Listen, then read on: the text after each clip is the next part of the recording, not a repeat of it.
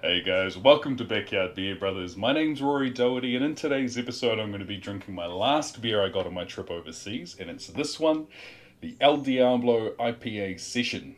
So, pretty pumped to be getting into this. It could be that I've saved the best to last, who knows? But it's more the fact that it's a 500ml can, so all about those bigger cans. And just to tell you a little bit about it, as far as the percentage is concerned, it's coming in at 4.9%, works out to be roughly 2 standard drinks per can. And as far as the untapped score is concerned, it's coming in at 3.4 as of filming today. But she's looking pretty good. I thought it may be a little hazier, but it's still got a bit of haze to it. Sort of harder to see here, can sort of see through this part a little bit. So just slightly hazy. Got a beautiful sort of golden straw colour, white head. And the hops are coming through on the nose. It's smelling really good. Pretty carbonated. But she looks good, smells good.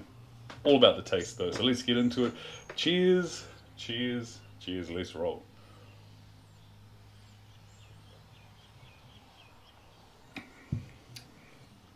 Ooh, that is good. So there is sort of a hop bitterness up front. It's not sort of overpowering. It doesn't sort of hit the whole mouth, I suppose. But it sort of tapers off, like it is quite well rounded. It's actually very delicious. As far as the price point is concerned as well, having bought this in Bali, super cheap, especially by Australia standards. So I think this may have been like $3 or $4 a can. So of course, if I could get those here, I'll be getting them all day. Well, let's go on for another sip.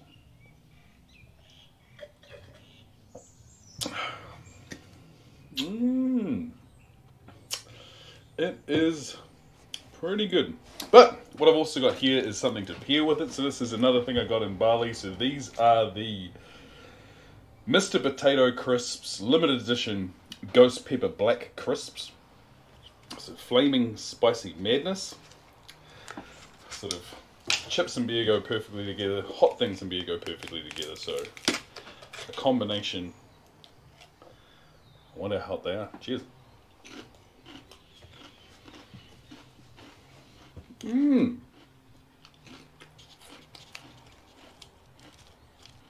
Yeah, they actually pack a bit of heat.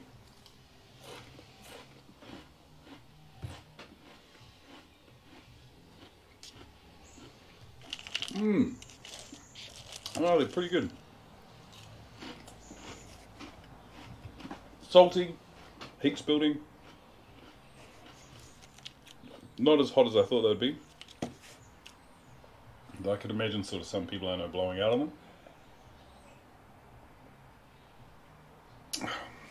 them. But this is a good beer. I think I may have actually seen this over here as well. But it comes in a different can. It's got like a black can over here. But the heat is lingering. I suppose one of the things a few people have asked me since I've come back is why I sort of keep going back to Bali. I've been there sort of multiple times now. I think one of the things I like is used to have like a sales background, and I love the hustle and bustle of the sort of markets that they have there. Big fan of sort of buying knockoff things as well. Got this knockoff AP watch, bam, killing it. But just the sort of hard hustle that people do in the market stalls.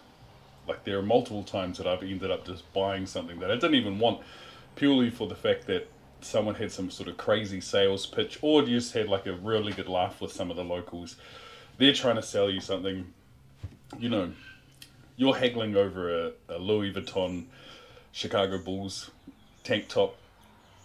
You know, they're talking about what sounds like tens of thousands of dollars, but because of the currency exchange rate, you're talking about sort of dollars in that case, and eventually you're like, man, these don't even really fit me properly, but I like this exchange, I'll buy it off you.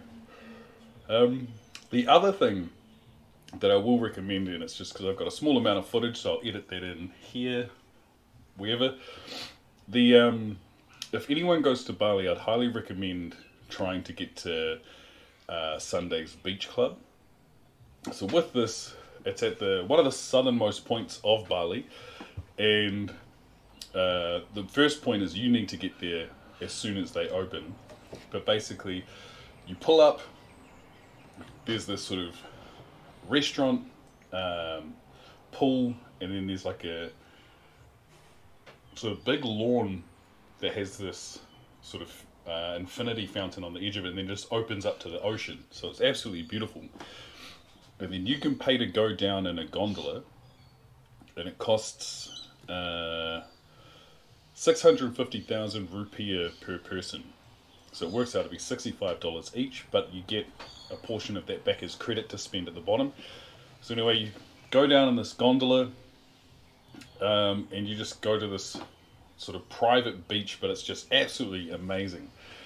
But yeah, if you need to get there quickly because there's limited amount of spots on the beach. So luckily when we went there, or unlucky to start with, the last time we got there and were told that they didn't have any space.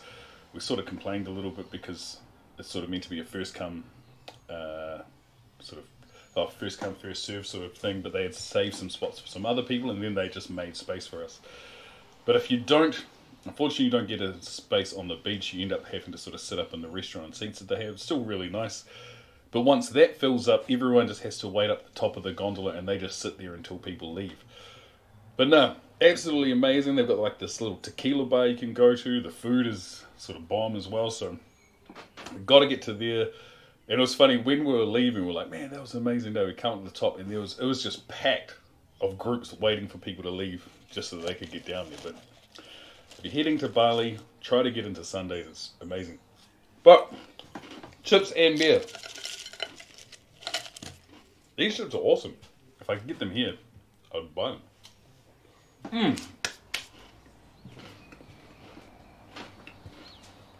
Back to the El Diablo. I was sort of joking, IPA, Indian Pale Ale or Indian Pale Ale. Getting an IPA from Indonesia is probably the best way to go.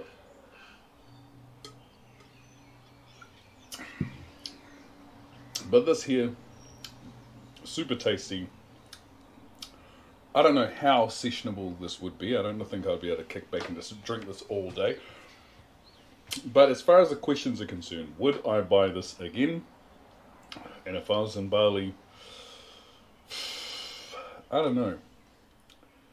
That Romantic Day Lager was probably a lot easier to drink. And some of the other ones I had there were easy to drink. So I probably wouldn't buy this again over there on tap. Probably not. As a gift, sent one to another reviewer interested to see what they have to say. Out of 10, I don't know, it's not too bad. Probably like a 6.57.